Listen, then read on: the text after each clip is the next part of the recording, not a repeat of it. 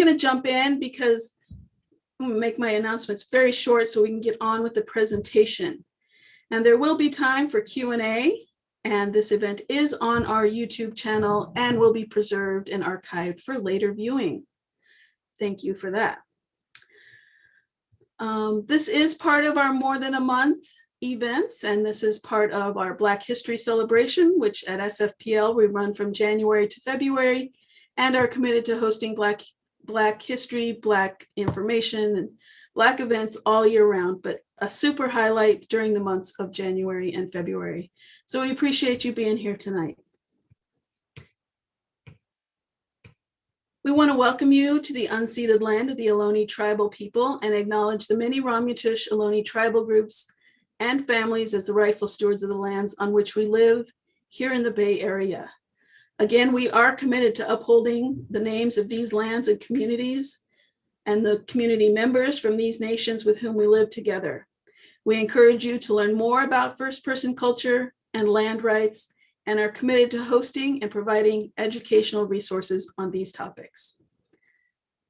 We also want to let you know that SFPL is not a neutral institution, and we stand in solidarity with the Black Lives Matter movement and are committed to ending our own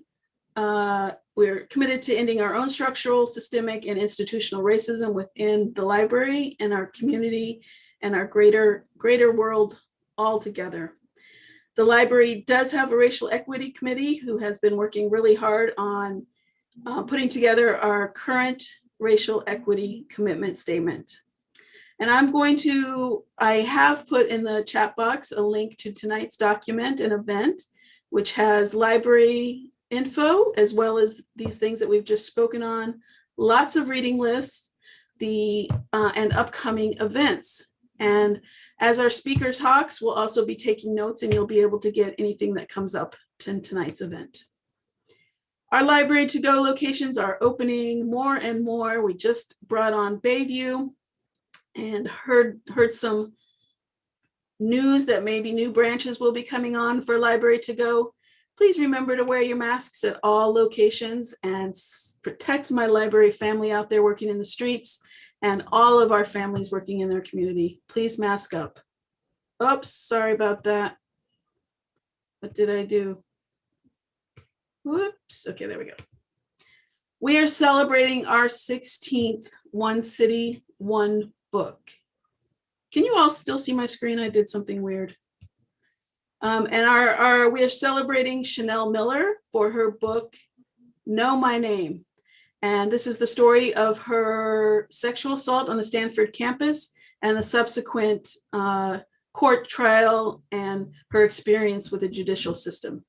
So, very powerful book. We encourage you all to read it, and we are going to have lots of events surrounding the topic of this book. And this will be running for March through April, which incorporates Women's History Month and Sexual Violence Awareness Month. So many great events. Please check it out and come on by. And I'm going to breeze through these. Guerrilla Girls, you should come to that. So excited. We're giving shout outs to Borderland Books and Marcus Books, our nation's oldest Black-owned independent bookstore. Please support local. Don't buy from that guy. You know who. Shop local. We love our bookstores. Again, this is part of More Than a Month, and we are almost done with our More Than a Month. We have one amazing, well, I'm talking for adults. There's probably still youth, but on Thursday night, we have Rodney Ewing, who used images from our archive and creates amazing work. He is our artist spotlight for this campaign. So please come check that out. Amazing artist, amazing. And same day, just before that at 5 o'clock, we have author Jason Reynolds, who will be talking about the transformative power of reading and writing. And without further ado, just a couple other things. Please use the Q&A function. There will be time for questions and answers at the end of the presentation. Use that Q&A function. I will take YouTube questions back to the Zoom room.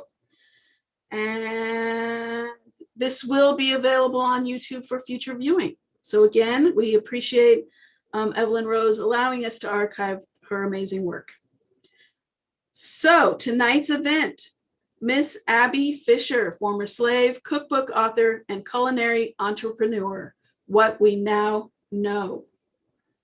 And this is going to be presented tonight by Evelyn Rose, PharmD, founder and director of the Glen Park Neighborhood History Project. And Evelyn, I'm going to turn it over to you now. You may share your screen. Thank you so much. And let's get that going. Let's see, I'll try that one. Hopefully this one will do it. Can you see my screen? We see your screen. Awesome. So that's always the most awkward part of the program. So I'm happy that everyone has been able to attend tonight. And thank you very much for that introduction. This talk is about Mrs. Abby Fisher, freedwoman of color, cookbook author, and culinary entrepreneur, What We Now Know. And let's see, is this going to move? So looks like nothing's happening. So I'm going to unshare, pardon, and give that another try.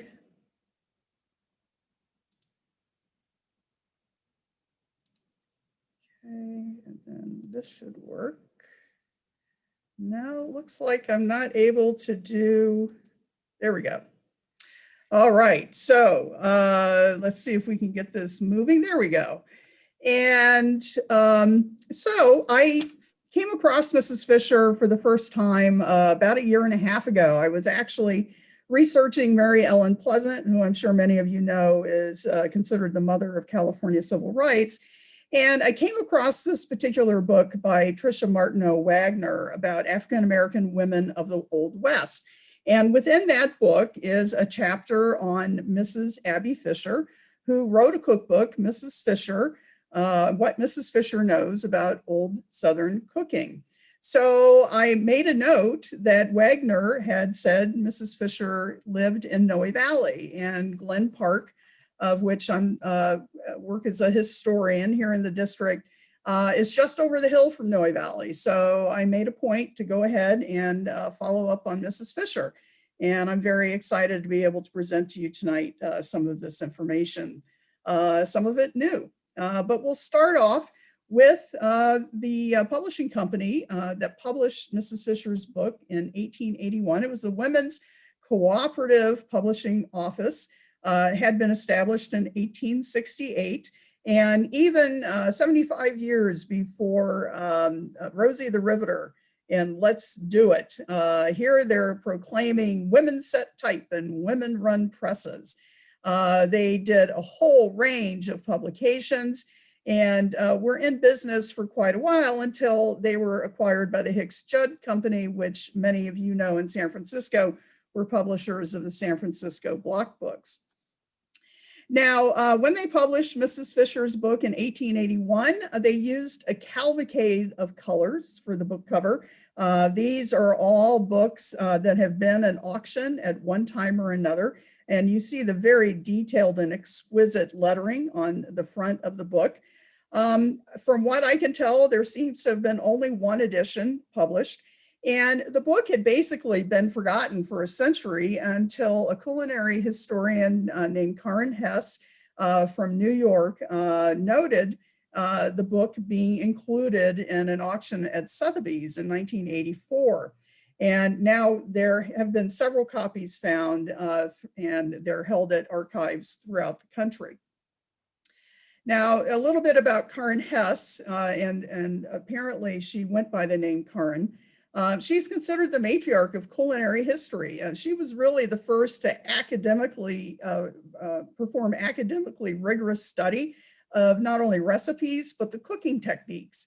And she really challenged the quality of American cuisine and the icons cooking it at that time, which included the likes of James Beard and Julia Child.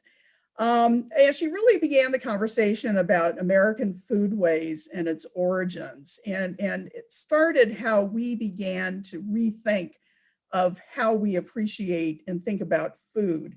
And she's among the first to recognize the influence of enslaved African Americans on American cooking, particularly Southern cooking.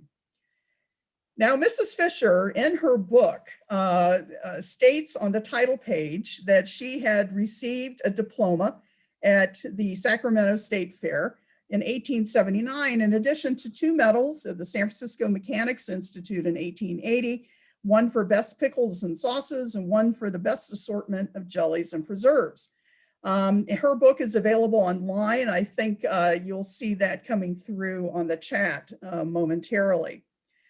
And she also shares in her preface and an apology, which is kind of unusual to include that, because she's apologizing for her inability to read or write, and states that also her husband was without the advantages of an education.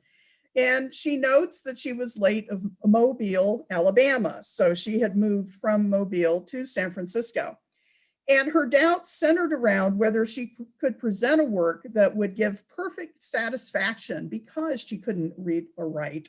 But she thought about it, and she had several lady friends and patrons who encouraged her. Those are listed here at the bottom of her preface. And she said, based on her upwards of 35 years in the art of cooking, she is presenting a complete instructor so that a child can understand it and learn the art of cooking. Her book includes 160 recipes over a range of different types of preparation. Terrapin, if you don't know, is turtle, but I think everything else is pretty self-explanatory. Even an infant diet, which she noted was from a Southern plantation, and which she says, and it's the very last recipe in her book, that she had given birth to 11 children and raised them all, nursing them with this particular diet. Now, after the Sotheby's auction, over the next decade, Karen Hess had an opportunity to really dive into the book and study it. And when she republished Mrs. Fisher's book in 1995 with her historic notes, she claimed at the time it was the first cookbook by an African American. There had been domestic servant how-to books published prior to that with a couple of recipes, but this was the first pure cookbook identified. Now, since then, a few years later, another cookbook by a free woman of color from Tennessee by the name of Melinda Russell was discovered, only a single copy. And even though that one is older, Mrs. Fisher's book is really the one that garnishes the most interest. Now, Karen had taken a look at census records, noted that Mrs. Fisher was from South Carolina and not originally from Alabama. And she noted that plantation was used in 3 recipes in her book, and also including the infant diet. And based on Hess's scrutiny of her technique, it was clear to her that Mrs. Fisher had learned to cook on a plantation and not an urban kitchen. But she makes a note that by 1881, she had truly mastered the art of cooking on the range, and then surmised that perhaps she came west as a cook on a wagon train, that it wasn't inconceivable. So with the research tonight, I hope to provide more context around some of these early theories of Mrs. Fisher's origins and some new information that I've been able to come across. Now, there have been a lot of culinary historians who have described Mrs. Fisher's work. I am not a culinary historian. I'm more of a cultural historian doing neighborhood work and San Francisco history. And that's the approach I took for this presentation. But I do want to point out that Karen Hess noted that Mrs. Fisher's roots were reflected in her rice dishes from South Carolina. You may know that rice is indigenous to Africa, and it's best grown in the United States and the South Carolina Low Country, right along the Atlantic coast. Now, she pointed out one particular recipe called jumberly But she thinks that because of Mrs. Fisher's dialect, it was transcribed the way it sounded. It's really more like a jambalaya. Mrs. Hess found the jumperlee to be exceptionally dry compared to the soupy Creole recipes of New Orleans, and also that the seasonings were more sedate and restrained, lacking cayenne. She said this is more indicative of South Carolina roots. And also the dish is more like a pilaf or a purloo, as it's called in South Carolina, and not like what you might find in New Orleans. So her understanding then of the African memory of cooking traditions being brought from Africa to the United States can certainly be traced to the slave trade.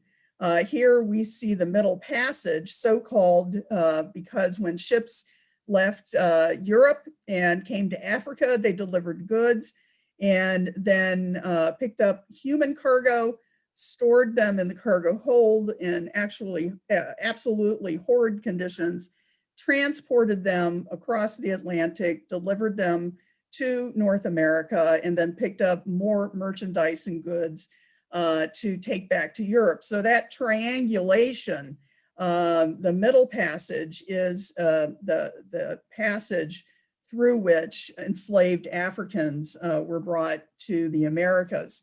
There were about 12 million African Americans captured and put on ships to be transported to the New World, and about 11 million of them survived the journey. So 1 million were lost during the journey. And you can just see the numbers here, the volume from the different areas, primarily from the coast of West Africa. And then just pointing out Charleston and Mobile here, which will be highlights of our talk tonight. So some additional clues. After Ms. Hess did her research, about a decade later, 15 years later, Robert Brower, who is a culinary historian in the East Bay, here in the San Francisco Bay Area, did some additional genealogical research to try to find, where, what plantation in South Carolina she may have come from. And the documents he used were her death certificate that he was able to acquire. She died in 1915, and the informant on the death certificate, we don't know who that was, noted that her father's name was James Andrews, who was born in France, and her mother's name, Abby Clifton, who was born in South Carolina. He also looked at her husband's death certificate. He died in 1922, and Freedmen records. Alexander Koch Fisher, born in Alabama. And he notes he had married Abby Clifton. His father was unnamed, was deceased at the time of the Freedmen Bank records. It's 1867. And noted his mother was also Andrews, M. Andrews. But then you see on the death certificate, the mother is noted to be Matilda Cotchett, and the father, Alexander Fisher. Now, whoever the informant was in 1922, whatever they had been told, however many years before, of course, some of those memories are lost over time, particularly if they aren't reinforced. So this happens a lot when you do genealogical research. Things are similar, but not necessarily exactly the same from document to document. So Mr. Brower was actually able to locate James Andrews in Orangeburg, South Carolina. And he was a planter up through the 1850s. He was growing rice. He was very wealthy. He owned 66 slaves. He had an overseer on the site with 2,000 acres. And he was one of the founders of Orangeburg. So in Mr. Brower's research, he made the determination that this was likely the Andrews, after excluding several others, that Abby may have come from. I was able to come across Mr. Andrews' will, and there is no mention of Clifton's or Abby's in his will. You can see some of the names, and Amanita and several enslaved persons below, that were left to a friend and his sons. So that might imply that by the time Mr. Andrews had passed away in 1863, Abby and her mother had already left the plantation. In fact, were already in Mobile. The Clifton name I tried to take a look at. There's Cliftons pretty much all over South Carolina. The one in Orangeburg that I came across had no enslaved persons, but you can see from Columbia, north of Orangeburg, and at Charleston along the coast, the Beaufort district outside of Charleston. There are several others, some rather prominent, but nothing matched yet. So we'll need to do some additional research to try to find if there's a connection with any of the Cliftons. Now, a lot of people assume that, much like we observed in the last few years of, families being separated, children being separated from families, that it always happened in the slave trade. That's not necessarily true. While husbands and wives may have been separated, I think there were many times as well that the children, or at least most of the children, remained with the mother. And in these really dramatic paintings from the 1860s by two different artists, we see here slaves on the left waiting for sale. Some have children with them. We see here slaves, again, waiting for sale with children, and what appears to be a mulatto woman being auctioned. And just to note that both Abby and Alexander, her husband, were mulatto. And here we see evidence of perhaps a mother and her children with other people after being sold, being transported to their new plantation. So this could be what may have happened with Abby and her family. Now, the day-to-day life of a slave on a plantation must have been horrific conditions, working from the time it's light till the time it's dark, and then getting home, having to do their own chores, only having Sundays off to rest. And so here from Harper's Weekly magazine in 1867, we see some scenes from a rice plantation in Savannah, which is immediately south of Charleston. And also in Alabama, cotton, also, of course, cotton was considered, quote, king throughout the South. And again, various scenes from a Harper's Weekly also in 1867.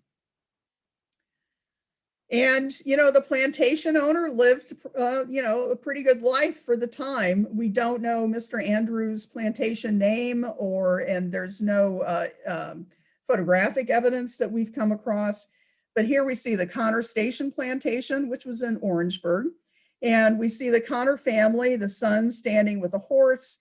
There's a blacksmith sitting over here. There's a person standing on the porch. It's really hard to tell what exactly, other than it's probably a woman. And here we see what are probably the house slaves included in the picture. On most plantations, considered at a higher tier, I guess you could call it, than the field slaves. They were allowed to be in this photograph, but certainly not as far up front as the horse and the rest of the family were. So still very much in the background to minimize their importance. And here we see Beaufort, South Carolina. These are enslaved persons living on a plantation there. And you can see the conditions are much more dreary than what we saw in the earlier plantation image. Now, the kitchens for plantations were typically kept in a separate building for a few reasons. One, the giant hearth here that you see here, the fire was always going, and it being the South, high humidity, high temperatures, the last thing you want is a hot fire running all day long in the house. So that was one of the reasons. Another might be odors that would emanate from cooking, particularly if cooking fish. It might, kind of get through all the house and be unpleasant for the plantation owner's family. The fire risk was huge. This fire is always going. And when you see images of African-American cooks in the kitchen with these flowing clothes, the fire risk to them was very high. And there are evidently reports of freed slaves who have fire scars because they were cooking and their skirt got caught in the flame of the hearth. Here we see an example of the building that might be behind what was called the big house, the plantation home. It was often the place where the cook and their family lived as well. And here we see another hearth kitchen, both of these places being located in Alabama. So this is the kind of situation that Karen Hess surmised that Mrs. Fisher received her training. Here we have, though, the iron monster, as Karen Hess notes. And she had noted that, while it was clear that she had received her training on the plantation, that by the time she wrote the book, she had long truly mastered the art of cooking on the range. And she noted that particularly striking was her mastery of roasting methods, showing how to achieve properly roasted meats in the iron box. So this is an example of an iron monster that's actually up in Sonoma at the Toscano Hotel. Probably dates about 25 years after Mrs. Fisher, but certainly the complexity of this equipment with the wood fire burning, and you've got all these dampers, and you got to know how to adjust the doors to adjust the temperature and keep the food cooking, and it must have been extremely complicated. And this is something that Karen Hess says that Mrs. Fisher really knew how to do well. So 1881, Mrs. Fisher's book is published. The Oakland Tribune published the first ad for the book. It had nearly daily runs for about a month, and it was followed by the Examiner that ran for about 3 months, and then one run in the Los Angeles Herald, a single mention. But the thing that really opened the door for my research was this particular article from the San Francisco Examiner in July of 1881, where the name of the person who owned Mrs. Fisher is noted, Newton St. John of Mobile, that Mrs. Fisher had been raised in the family of the late Newton St. John. Now, raised to me implies a couple of things. One, that she had been with Newton St. John for quite a while, which could indicate perhaps how she became familiar with the iron monster.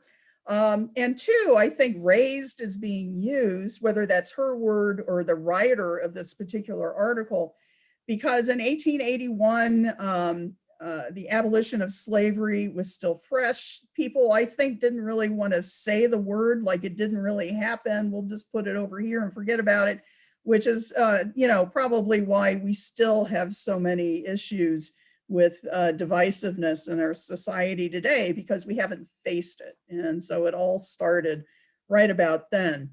A couple other important features: she was located on DuPont Street, which is today's Grant Street in downtown San Francisco, pretty much in today's shopping district, not too far away from the financial district. And also that her book was being sold for $1.50 a copy, which when you do the calculation, that's the equivalent of about $40 today. So it wasn't an inexpensive book.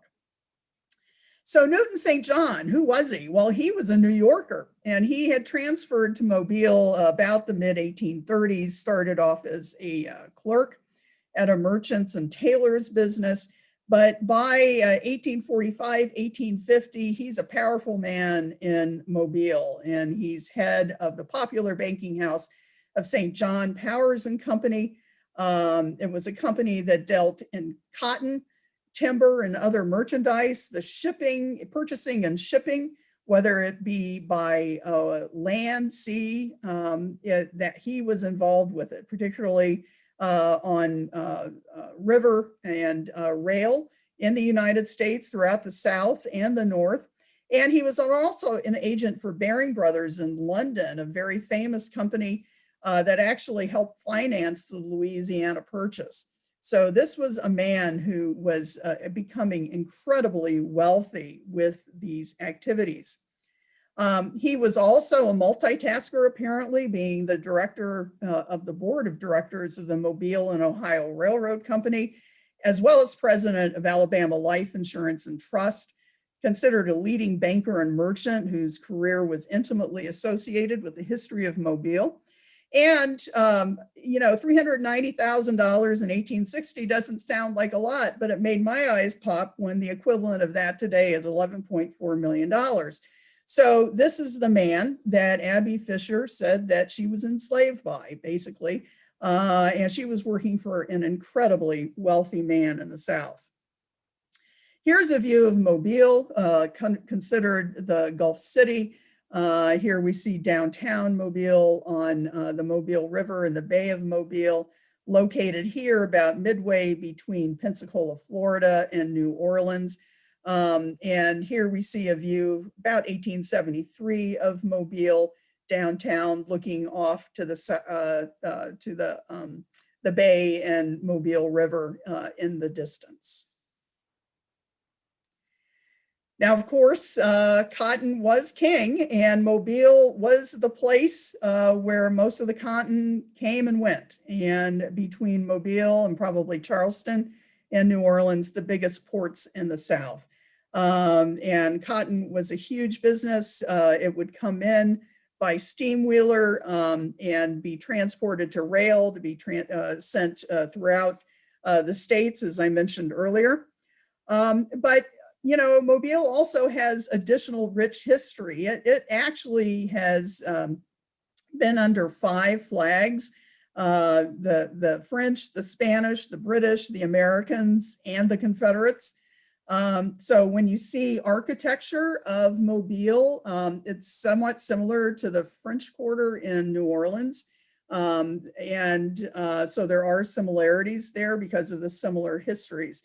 But it's also the place where the last slave ship arrived in the United States, at least the last known. And the Clotilda, you may know, was rediscovered a couple of years ago. If you want to read more about it, just search for Smithsonian Magazine or National Geographic. It brought about 110 captured West Africans. 52 years after slavery had been banned. The shipment of enslaved persons from Africa banned in 1808.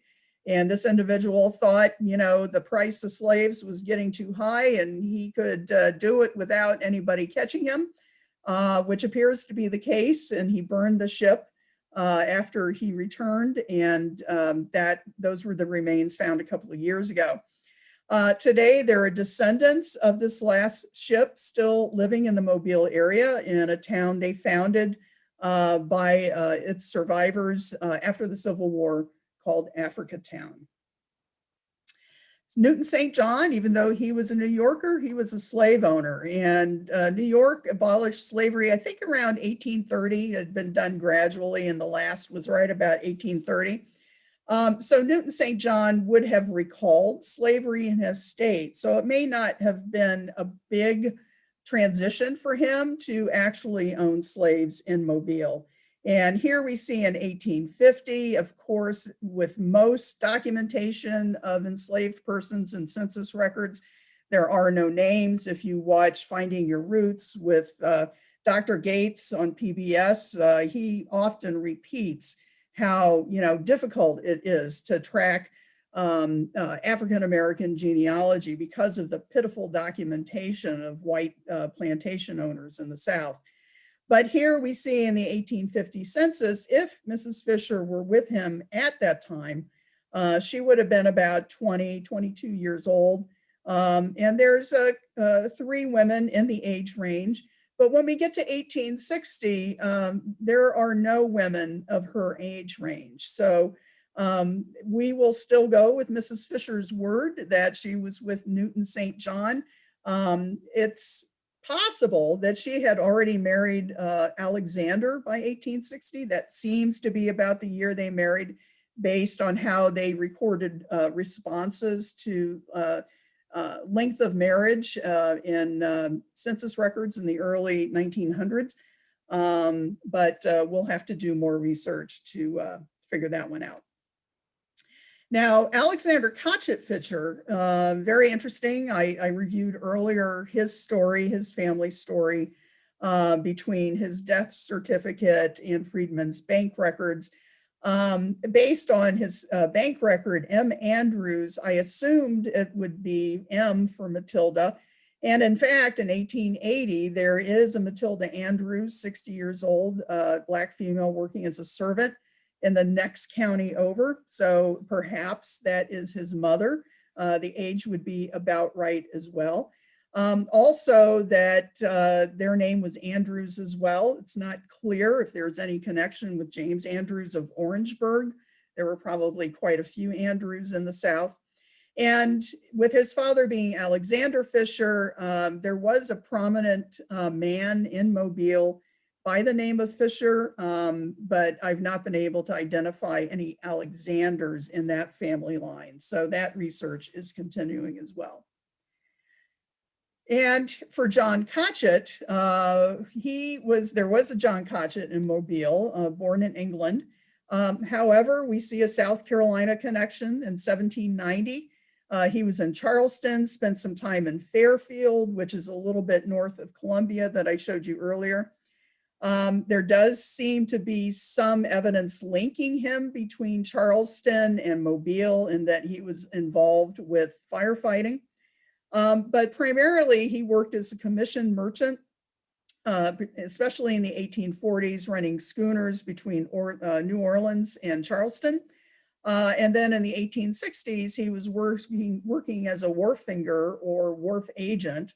And so this may have given him plenty of opportunity to engage with Newton St. John, who was probably going to the wharf a lot to make sure that shipments were being handled appropriately and arriving and leaving on time and the like.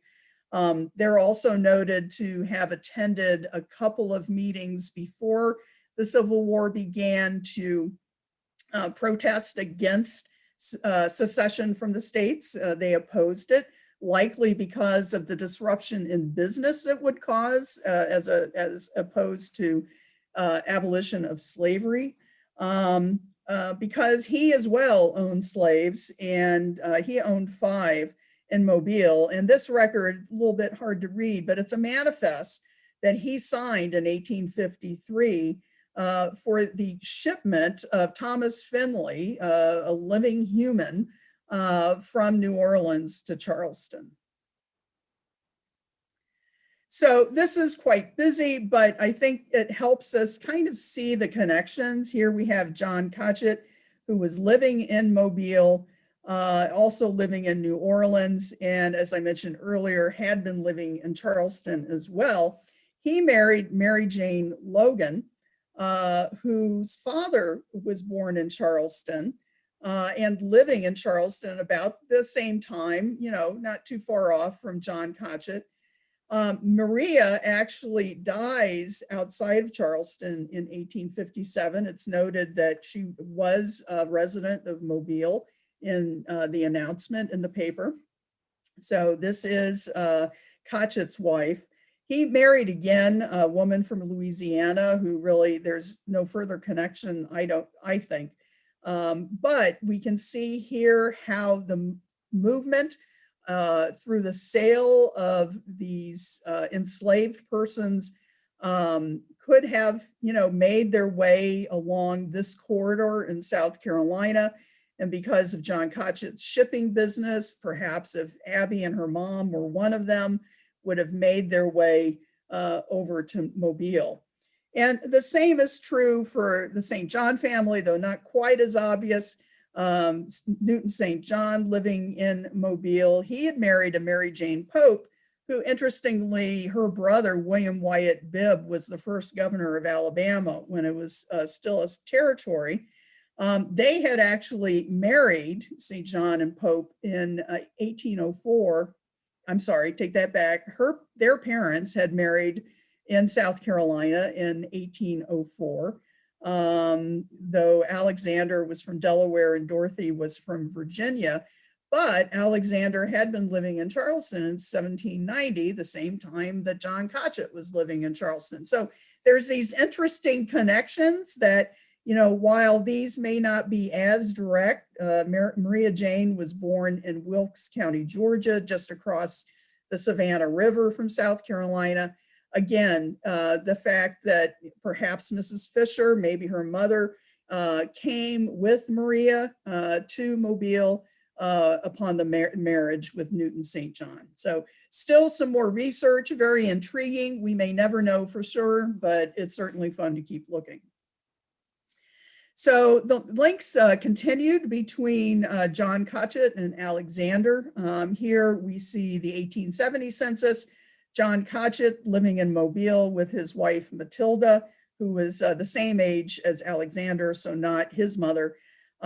Here we see a Daniel Logan from his previous marriage, probably a brother living with them, as well as 3 Andrews, which you'll recall was also the name of Andrew's mother's family, Lizzie, Porter, Emily. At least Lizzie and Porter might be Alexander's siblings. Perhaps Emily is a daughter of one of the two, unclear.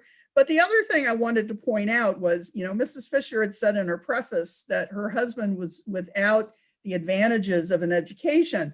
But here, I think there is evidence that perhaps Alexander Fisher learned how to read and write from John Coch. We see here the magnificent flourish of John Coch. It's something very similar here in Alexander's signature. And the only letter we can compare is a C. So it's possible that Alexander was not formally educated, but did learn how to read and write from John Coch. And therefore, I will add, may have transcribed Mrs. Fisher's book and not one of her friends and patrons having transcribed it. So here we see the town of Mobile on the Mobile River, and we're going to take a deep dive downtown because now we see that Mrs. Fisher, perhaps after leaving plantation life in South Carolina, is living in an urban setting. And this is what Karen Hess had said was, you know, that's how you learn the Iron Monster. And here is the residence of Newton St. John on Church Street and St. Emmanuel. His offices were nearby. After the war, St. John lived with a cousin for a bit, Thomas St. John, a little bit out further away from the downtown district. But also Mrs. Fisher was not too far away, about 6 blocks or so from the slave mart. And I can't even imagine what that must have been like if she ever had to go over to that district to see the activity there. Here we see the St. John residence, and you'll note that while other structures are apparent, this is from the Sanborn Fire Insurance map in 1885. It seems to be an empty lot. And it seems, this is, I think, the earliest map we have that shows it as an empty lot. And not clear what happened to it. And I've been communicating with a representative of the Church Street East Neighborhood Association. The whole district here is a historic district. He did some on-the-ground footwork for me, given I'm not in Mobile and it's a pandemic, but he was able to get out there and do some looking around. And it's just not clear what happened to this property. So here's the lot today. This was the entire lot. So huge, it was huge. It must have been a huge structure, perhaps with yard and gardens. Perhaps they planted vegetables in the back. It must have been spectacular. And here we see Christ Church across the street, and then this whole district back in here is the Church Street East Historic District. So interestingly, Mrs. Fisher didn't have far to go to get to the market. This was the market in Mobile, the Southern Market, just a block away. And at the Southern Market had all kinds of stalls for meat, fish, game and poultry, vegetable, had some coffee stands, meat stalls. And she may have gone over there daily to get all of the ingredients for her daily fare. And given her activities in San Francisco that I'll discuss in a bit, perhaps she was also selling some of her pickles and preserves and jams and jellies over there as well to make a little cash. So we don't know for sure, but it's something interesting to think about. The Southern Market building is still there today. It houses the Museum of Mobile and also some city government offices. So when the war began, as I mentioned, Newton St. John opposed secession. He and his family left for New York. And for a while, it wasn't clear, well, gee, did he take the Fishers with them, or did they stay and kind of, take care of the home while he was gone, or the like? And this seemed to confirm that they did not go with him. Once they got to New York, he got a passport for he and his family, and they set sail on July 3 on the ship Africa. And this is the Africa here. It looks a little terrifying to me. And took I think it was a 13-day trip across the Atlantic. And here we see that he left with his wife and 3 children. We see here that some of the other families are listing that they're also traveling with a servant. And so this makes me think that the Fishers did not travel to New York with the St. John's and remained in Mobile for the duration of the war. When he gets back from the war, his business has been crippled. One of his partners died in 1862, and it was just in a financial mess. Though in his obituary a few years later, he was, it was exclaimed, his politeness. Lord Chesterfield could hardly have excelled, that he was very diligent in ensuring that every dollar of his obligation was paid.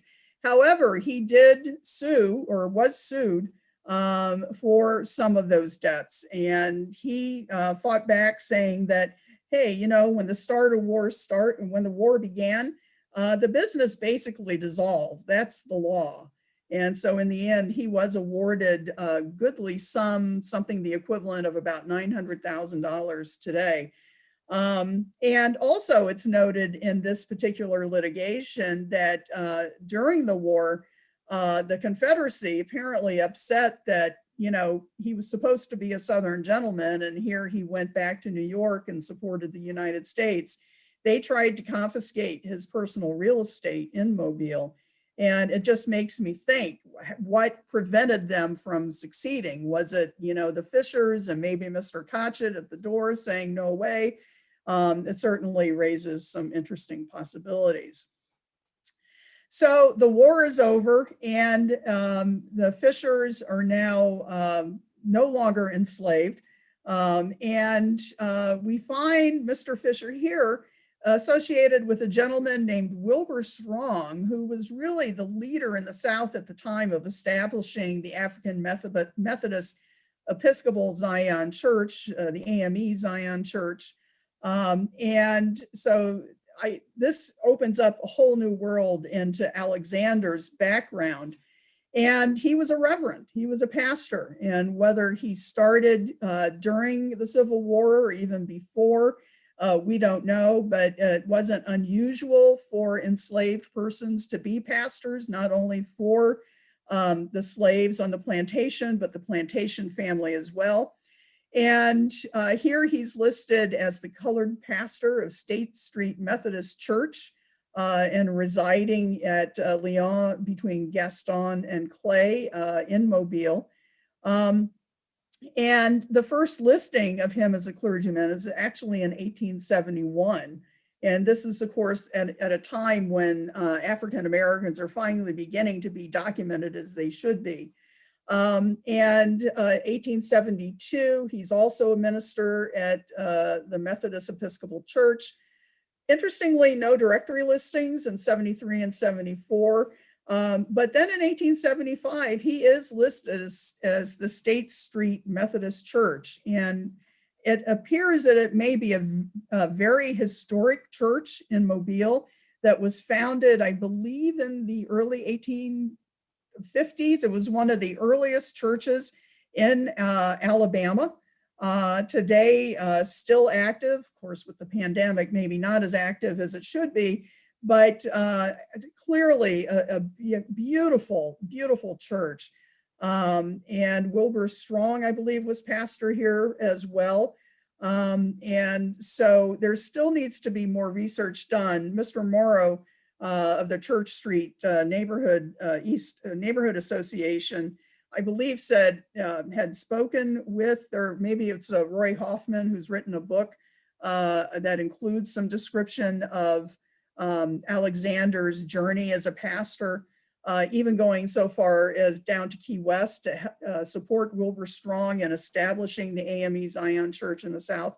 There doesn't seem to be a lot of records of Alexander at the church, any at all. So there still needs to be more confirmation, but it certainly is leaning in the direction that he was a pastor at this very historic church.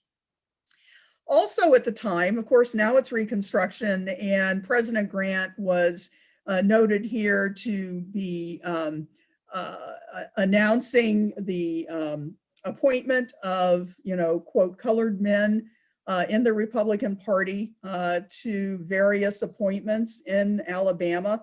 Here we see some male agents being appointed, and also a note that the Mobile Custom House that's run by the Internal Revenue Service and will also receive an appointment.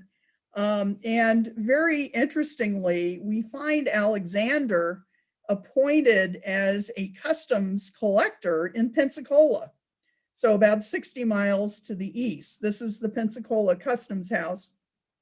I haven't found the actual document of appointment, but he clearly is documented as having worked at this location, making $1,000 annual, almost $1,100, $24,000 annually today. So, it probably a good chunk of change at the time.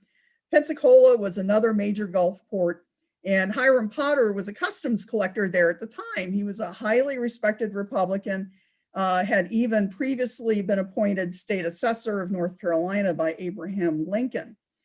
But there was also some pushback that particularly from Florida State Senator George Wentworth, who we see here. He had been president of the state Senate in 1870 and was generally known as a corruptionist. He stated he was in control of another Florida state senator who was running for re-election, and he wanted to purge all of those from office who would vote against him, including Alexander's boss, Hiram Potter. And it was described at the time that the Florida Republican Party was very divided because of feuds and dissensions, and they feared the Democrats would win the next election, which sounds kind of familiar given recent history. So history does repeat itself. There you go. So there was a note delivered to President Ulysses S. Grant, and it says this: "This will be handed to you by Reverend A.C. Fisher, who has confidence and respect of a large majority of the Republicans of this county. Be so kind as to listen to Mr. Fisher's story, and you will confer a great favor." What this means is that Mr. Alexander Fisher was delivering a personal message to President Grant, handing it off to him personally. And this is out of the Ulysses S. Grant papers. So extremely significant finding. Then there was a Richard Garnier who himself sent a note to President Grant in July, a little bit after the first note. And he says, "The undersigned colored citizens and Republicans of West Florida respectfully represent to your excellency that retention of Hiram Potter Jr. as collector of customs will be ruinous to the Republican Party. And we also protest against the action and representation of one A.C. Fisher. He is not a voter of our state, nor is he a representative man at all of the Republicans of this section." Then there is a telegraph from Alexander directly to President Grant in August, a month later. And he's alerting President Grant that a colored man named Harry had left Pensacola Tuesday for Washington, it is supposed with bogus papers against Elector Potter. There have been no public meetings nor legal petition here as yet. Please take no notice of him till you hear from me. And there the evidence ends. I got to do more digging in the Grant papers to see if there's any outcomes that we can take from this. In the end, Grant did remove Hiram Potter from the collector's position in Pensacola, but he would later reappoint him to a higher position. So Hiram still remained active in the state of Florida. So the Fishers purchased property in Mobile. As I mentioned, here was the residence of Newton St. John, so a little bit more out of town. This area out here is interesting. If you're on Google Maps and you get to a certain zoom level, it actually says the Fisher Tract. And there's a whole African-American history here that was destroyed through redevelopment, very similar to our story of the Fillmore District here in San Francisco. It was a rich, robust community with lots of jazz and all kinds of activity. Fisher, it turns out, was named for an owner of a large plot of land earlier in the 1800s. So this is the Fisher that, if I'm wondering if there's a connection between Alexander and this Fisher's family for his father's side of the family. But anyway, here is the deed signed for the sale of the property in 1876. So they owned it about 8 years. Here we see Alexander's signature with not too much of a flourish because there has to be room for Abby's Fisher. Now we recall that she could not read or write. So this is actually Abby's mark for the signature on the deed of sale in 1876. So what was happening in 1876 that they would sell their home? Well, Alabama Reconstruction had ended in 1874. In the directory in 1876, there's no occupation listing for Alexander. On September 19th, they sell their home. About 10 days later, Newton St. John dies while visiting New York City. Plus, there is a lot happening in the South, of course, who were opposed to Reconstruction efforts, wanted to gain back power and control from African Americans who were becoming very influential and independent. And of course, that included the ex-Confederates, the white supremacists, the Klan, and also, as I noted earlier, with Alexander very active in the expansion of the church, he may have decided to move west to help with that effort. So Carn Hess had thought, well, maybe, they came west on a wagon train. It wasn't inconceivable. But I think it's more likely they probably went by rail. And there's a couple of reasons for that. Here's the Mobile and Ohio offices in 1892. You'll recall that Newton St. John was the director of the board of directors. So rail was a big business for the St. John family. And by that time, the overland travel by wagon was pretty much done by 1876 because the Transcontinental Railroad had been completed in 1869. Plus, as we saw, the Fishers had recent income. He had been making pretty decent money in Pensacola up for a time anyway. They had just sold their home for $500. So they had a little cash, and perhaps Mrs. Fisher had been selling her pickles and preserves over at the Southern market. So we have no evidence of that, but they had a little bit of a cash flow. And it could be too, if he was traveling west because of the church, that the church may have helped fund travel by rail.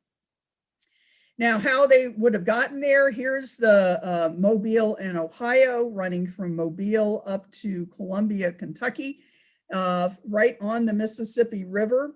And from there, they could go across the Mississippi to Cairo, Missouri.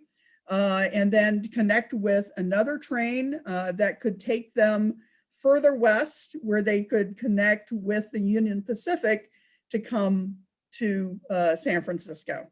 And the Rock Island route, the Chicago Rock Island Pacific Railway, is actually one of the rails that advertised in African-American newspapers at the time. So my vote is that they likely came by rail. So the earliest evidence of them in San Francisco is on March 21st, 1877. Alexander is attending the ninth session of the California Annual Conference at the First African Methodist Episcopal Zion Church, Stockton Street near Sacramento, which here we see the spires of the church here. We can see just barely here Alcatraz, Angel Island in the haze. And he was fully admitted into the church and became an elder rather quickly within a year or so. But we also find him working for the mayor of San Francisco. Okay, so he's here 6 months and he's already working for the mayor of San Francisco. That implies connections. And there's still some information to find what were those connections, but they keep the evidence that there is a connection keeps appearing. And so my goal is to try to find out and confirm what that might be. So he's working for the mayor, he's working as a church elder, but in February of 1878, he files suit against the First AME Zion Church for almost $700 for services rendered for 1 year. And he claimed that he hadn't been paid. And the First AME Zion responded that Alexander had never been employed. He had only performed services of pastor in an ignorant, wretched, insulting, unsatisfactory manner. It's like, what? Falsely represented himself competent, which clearly was not true based on the activities that we saw in the South, that he drove members away from the church, and he was basically sent off to Napa to preach. So things were not going well with the AME Zion Church in San Francisco. And in May, he was fully expelled for what was called unministerial conduct. And an article in September of 1878 kind of calls it a queer case of the colored preacher. Alexander notes he came to San Francisco to preach the Holy Ghost. So that implies the church may have funded the travel. Bishop Hillary of the local congregation notes that he had better drop the Holy Ghost and go for the sack, that no one around here had any of the Holy Ghost about them, meaning all of the pastors, but they had a lot of money, and that he should go for that instead. And Alexander came back with, I don't approve of all the sensualities being practiced. Nearly all the preachers had 3 or 4 concubines besides their wives, and he was horrified by that. So he's actually calling them out for unministerial conduct, and they turn it back around on him. So the San Jose Mercury News was kind of following this, and they, in one article, surmised that Alexander would ultimately be found to be a very bad egg. But when the case went to court, the court was satisfied that Alexander had been legitimately employed by the church, but because he had waited too long to sue, he was only awarded $191 for his efforts. But his occupation as a pastor was pretty much done. So in 1878, he's employed as a coachman, living at 905 Sutter Street, which just happened to be the home of Edward E. Eyre, who had been personal broker to the Comstock Silver Kings. So again, he's connected himself with extremely wealthy people. And Eyre was also a prominent Mason and a member of the California Academy of Sciences. And so it was before he was basically excommunicated from the church. He had been moonlighting as a coachman which was another complaint of the church, that he wasn't, dedicating his complete 100% time to the church. And so far at this point, there's no listing for Mrs. Fisher.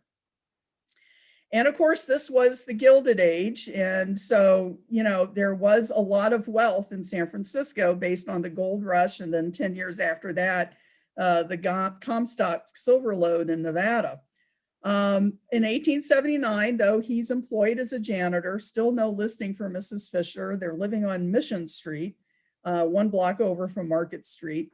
But they both go to the California State Fair to exhibit some of their goods. And it was considered the most elaborate fair in California, with tens of thousands of visitors, and considerable status accrued to any state fair premium winner.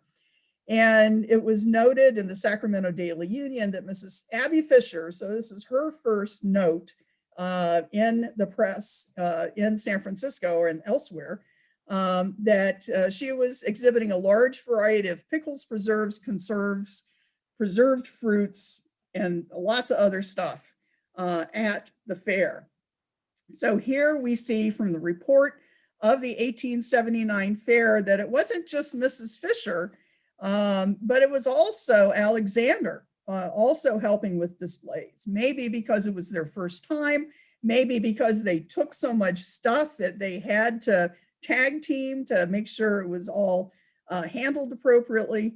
But here we see the fruits, the pickles, the jams, and then Mrs. Fisher actually won Best Display of Pickles for $5 and got a special mention. Now, this Best Display of Pickles is not mentioned in her book. I just find it very interesting. I think that is kind of a prominent award that maybe should have been included. We also see that Alexander got a special diploma for Best Blackberry Wine, listed right next to Mr. Goonblock, who of course is a pioneer winemaker up in Sonoma County. So the pickle business begins, and the very first ad that appeared was in the Mariposa Gazette, which is, like over Yosemite Way in the foothills, that it's the purest homemade pickles and preserves of all kinds, put up in that good old Southern style. Mrs. Abby Fisher at the time on Howard Street. Here we see the ad from the San Francisco City Directory. And the business was at 569 Howard near 2nd Street, so south of Market. And then in March 1880, they added a storefront around the corner at 207 2nd Street. And she was listed, as I noted, in the 1880 directory. And in the census, it's Alexander who's listed as the pickle and preserve manufacturer, and Abby is the cook. They also have 4 children: Benjamin, Eliza Jane, Jenny, and Mary Matilda. Tilly, her name would go by. She was actually born in Missouri, so in January of 1877. So on that journey, in the middle of it, in the middle of winter, Abby, at about the age of 40-ish, has her last child. She said she had 11 children. I've only found 8 named. These were the only children that made it to San Francisco. There were children named in Mobile that apparently passed, and there's 3 others that there's just no record. So that may have happened in South Carolina, and we may never know the names of those children. So here we are, the Sanborn fire map, and we see Howard Street right here, which is their residence, and right on Howard Street. And then around the corner was the storefront. Howard was the site of the original manufactory of pickles, and then it moved to 2nd. It was also the storefront, and it's labeled here on the Sanborn map as a storefront. And then in 1881, about the time her book is published, she moves over to the shopping district of San Francisco. So here we are at 2nd and Howard. Her storefront would be, I think, right about in here. If we look at the map, it's 2 or 3 doors down. This is 2nd Street going towards Market Street. Here's another view. This is taken in 1906. The fire after the earthquake is approaching.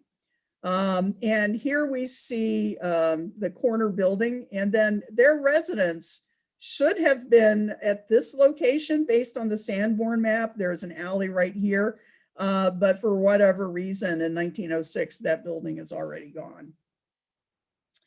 So she also went to the Mechanics Fair in San Francisco, and on the left is a Carlton Watkins image of the fair. There's no date attached to that, probably anywhere 1870s to 1880s. And it would be interesting to know if her display is in here somewhere. Very exquisite looking displays throughout the auditorium. We see here that, as she noted on the title page of her book, that she won the silver medal and bronze medal, and that she had also won a premium for her assortment of jellies and preserves. So by the middle of 1881, they're in the heart of the shopping district. She's listed now as the pickle manufacturer, and then Alexander is working as a porter for Miles and King. They're still living on 2nd Street. Now, Miles is the name of one of her friend and patrons in the preface of her book. He was a stockbroker. He would later be secretary for the Spring Valley Water Company in San Francisco. And his wife is the daughter of the individual considered the father of modern artillery, who was mortally wounded at the Battle of Palo Alto in Mexico, 1846, during the Spanish-American War, which also happened to be President Grant's first military battle. So again, trying to find those links, who knew who, that might have given a letter of introduction as they made their trip to San Francisco. So just an intriguing clue. Here's the rest of their friends listed here and their industries. I've done a bit more research about them, too much detail to share now, but we can see that there's a range of connections, possible connections with St. John or with the military of the various industries. So that also a little bit more research to see which one of these was really key in making connections. So far, it does seem to be Mr. Miles. So at DuPont Street, here's Grant, DuPont, and this is Post Street here. It appears to have been the storefront of the Pacific Club, today known as the Pacific Union Club, which is housed in the Flood Mansion. Flood was one of the Silver Kings that Mr. Iyer had been the stockbroker for. So there we see some additional connections.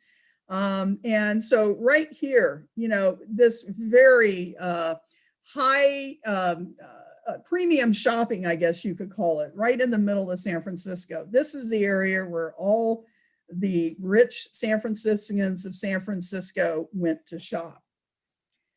Here is a view actually of across the street. The building that her storefront would have been in would be just off this side on the opposite side of the street, but it gives you an idea of the look and feel of the district at the time. And then we find that when she goes to the Mechanics Fair in 1881, her book is published, and sure enough, her books are selling like hotcakes. That she didn't win any awards, but clearly the books were flying off the shelves. She also exhibited at the California State Fair in 1881, but I couldn't find any evidence of an award. And she also went so far to go down to Stockton for their agricultural fair. And her pickles won second place, which I'm sure she was not very happy with. And that would be the last fair that I have found evidence that she attended.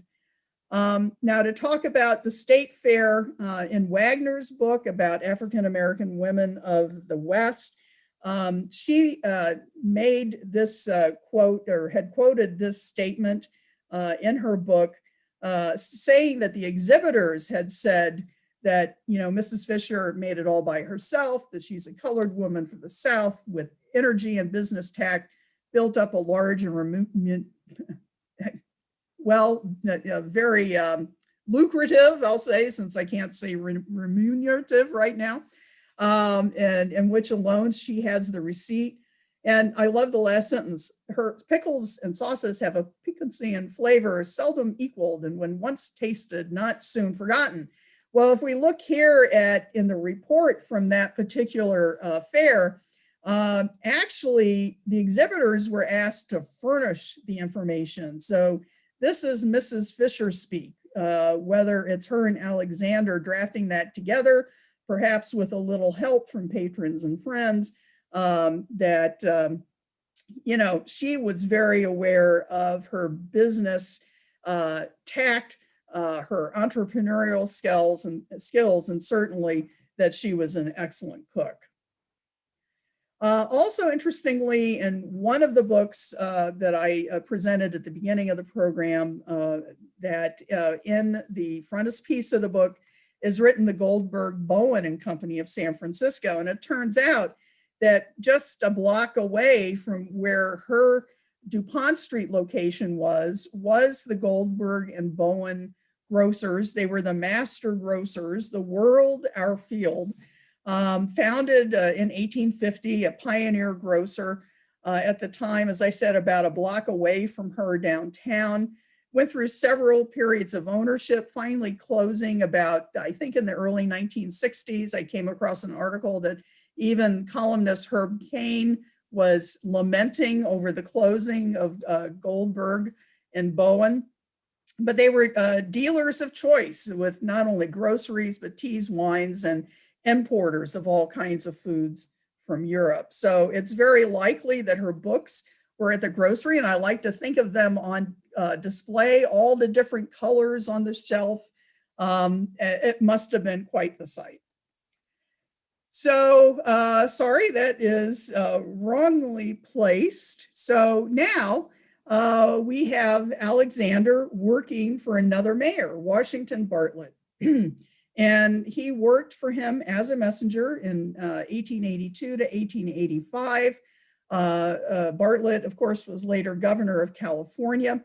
And at his funeral in 1887, Alexander walked with another Bartlett servant immediately behind the casket. And they were accompanied by the likes of George Hearst and Levi Strauss in this procession. So Alexander had a very prominent place in Bartlett's funeral procession. At this point, they're residing at 119 Ellis. She's still manufacturing pickles, and there's no more fair exhibitions. As we're coming into the 20th century, things begin to get a little bit more quiet for the Fisher family. She's in 1885 listed as a caterer and professional cook giving lessons. Alexander continued to work at the mayor's office until 1891. But sadly, in 1886, their 17-year-old daughter, Eliza Jane, passed away. And I just wonder if that had an impact on the business and Abby's desire to continue to push forward. At this point, she is about 55 years old or so. Anyway, it's very sad, that they lost a daughter so young. Then in 1889, the Fishers are noted as one of the prominent colored people of the city who were present at a concert by Flora Bateson, who's pictured here, who was called at that time the colored Jenny Lind. Mezzo-soprano, I think, was her description. The last listing of Mrs. Fisher's business was in 1890. Also in 1890, the Fishers made it in the paper because the 1890 census was apparently a complete failure in San Francisco in terms of its recording. There were many families in the city that were not recorded, and they specifically called out the Fisher family. And then in 1891, they've moved to Noe Valley. They purchased this home viewed here on 27th Street between Church and Sanchez Streets. And you might recall in Mobile, Newton St. John had lived on Church Street. So she's just a few doors away from San Francisco's Church Street. Alexander is noted to have retired from City Hall, and by 1892, he and his son are janitors at the Academy of Science, which you might recall stockbroker Eyre, who he had been coachman 4 years before, was also one of the early members of the Academy of Science. In 1910, daughters Jenny and Tilly continued to live at home. Benjamin kind of came and went in terms of living at the Fisher home. And then 1915, mentioned earlier, she passed away in January at the age of 87. He passed away at 82 in 1922. Little discrepancy in the years there, but because originally they were 2 years apart in age based on the earlier records, and here they're more years apart. But he had been living in the relief home for the infirm and aged in San Francisco for 5 years before his death, sadly. Both are buried along with Benjamin, Jenny, and Tilly. We don't know where Eliza Jane is. Likely her grave was lost when they moved grave sites out of San Francisco to Colma, just south of the city. And they are buried in unmarked graves right here. This is the Fisher family. There are no monuments or marker or anything here to identify them. Son Benjamin is actually about 3/4 of a mile away at Cypress Lawn, but Alexander and Mrs. Fisher are both here, and they both share a grave with their daughters or a close member of a family. So it just seems like something needs to be done about that. So as I mentioned, Tilly is the last surviving member. She's still living at the 27th Street home. And there's a backyard neighbor that lived at the time on Army Street, today Cesar Chavez, who he said as a boy in the 1940s, he and his mom could sit in their kitchen and look across their backyard into the Fisher's backyard. And her mom would strike up a conversation with Tilly. And he recalled Tilly as being a very nice lady, tending to her large backyard with flowers and vegetables. She worked downtown at the Curran Theater as a matron. And, he said she was a real lady. When she went out, she wore the hats and gloves. And I like to think that the representation of Tilly by this neighbor is one that also reflects both Abby Fisher and Alexander Fisher and how they presented themselves and how they lived their lives. And then I just want to call out, if any of you saw my suffrage talk last August, Joanna Penther, co-lead of the, what we have determined to be America's first suffrage march in Oakland in 1908. Before she moved to Glen Park, between 1900 and 1906, she lived in this house. It blew my mind that she and Mrs. Fisher, of all the streets in San Francisco, were also backyard neighbors. And it makes me want to imagine, did they have conversations? At that time, Mrs. Fisher would have been about 70 years old. Mrs. Penther would have been about 40. Did they talk? What did they talk about? Did they share recipes? I mean, it just is, at least for me, a very interesting coincidence. So that is some of the new information that I have about Mrs. Fisher. Now we know a little bit more about what Mrs. Fisher knew. There's certainly a lot more to learn, but I am happy to answer any questions if there are any. If you don't have time tonight, please email me at glenparkhistory@gmail.com. And thank you very much for listening. Thank you, Evelyn. And there are a few questions, and I will read those to you. And some thank yous and great job. Thank you. Number one, who do you think was the intended audience for the book, especially at an equivalent of $40 per copy? Right. So Dr. Zafia Zahar, I hope I'm saying her name right. She's in Michigan, and she made a few comments about that in 2001. she thinks Mrs. Fisher's book was directed for white women who may, probably more on the wealthier side, who are now finding themselves more independent and having to cook for themselves. And Dr. Zafar even makes the implication that when Mrs. Fisher refers to a child, make it as easy, so easy that a child can do it, that perhaps Mrs. Fisher was alluding to some of the white wealthy women who previously had everything done for them, who were now having to navigate the kitchen on their own. So I think it was definitely, and based on her location in downtown there for a while, definitely directed to upper tier residents.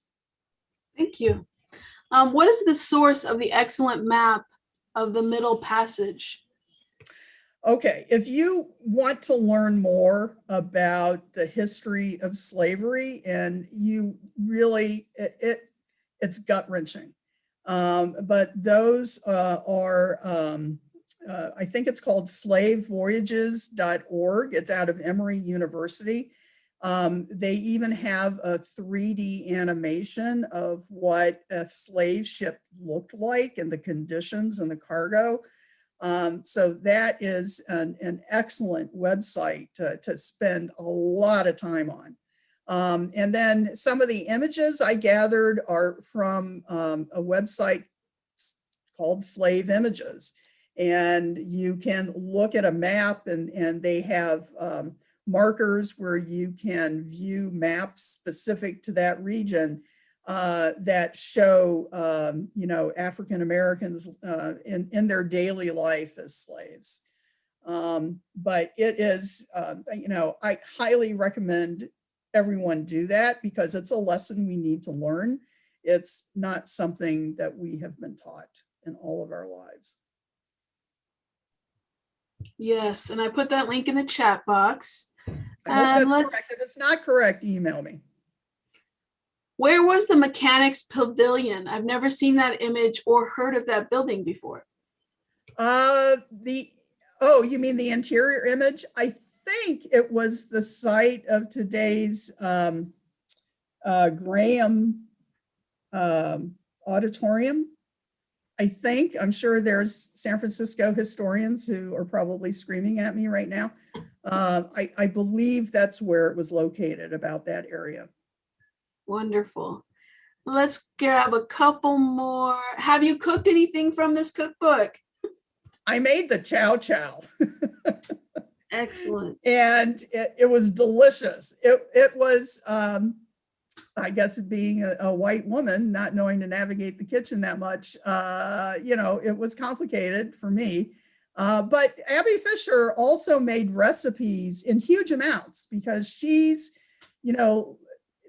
cooking for big plantation families. She's cooking for dinner events with, dozens of people coming over. So they're big menus.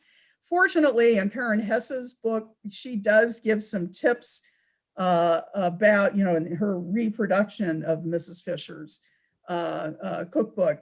She does give some tips, like what some of the ancient measurements mean, because that's another challenge. I think it was Fanny Farmer that came up with modern cooking measuring style in around 1900.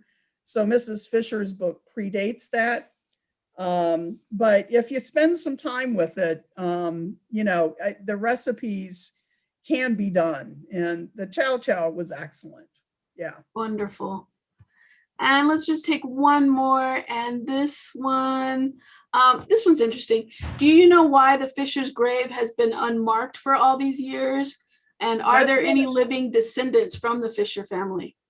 That's one of my next pieces of research. With the pandemic, it's been hard going on site to do research. So this is all pretty much digital work, other than what I've been able to collect from, like, Mr. Brower shared the death certificates, and Mr. Morrow in Mobile did a lot of pounding the pavement. Really appreciative of that. So my next mission is to look more into burials of African Americans in San Francisco.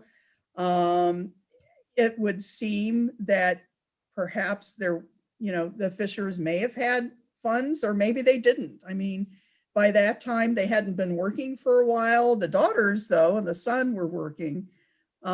So, can't explain it other than there is another reason that African Americans didn't get headstones, which is true in many grave sites across the country. They're put in paupers' graves. At least the Fishers ended up at Cypress Lawn in the main cemetery.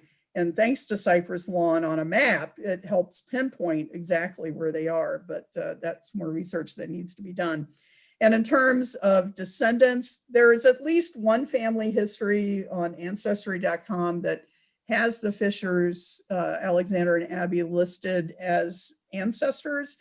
But at least in terms of Tilly, who never married, Jenny, the next youngest daughter, was married. I don't think she had children. Benjamin never had children. So I couldn't find any descendants to speak of, at least in the genealogical records that we have available. Okay. Such a thorough job. Always a pleasure, Evelyn Rose. We appreciate you. I'm popping back on. Hi, friends. So stick around. Come back for some more events. I put a link to Evelyn's last event, the suffragist event that she mentioned. It's on our YouTube, as well as so many events that we have done since Shelter in Place. So friends, thank you so much. Evelyn, thank you so much. And Norm, thank you for doing the tech hosting tonight. And we miss you. We love you, San Francisco, and we'll see you next time. Thank you so much for the opportunity. Everyone take care. Bye-bye.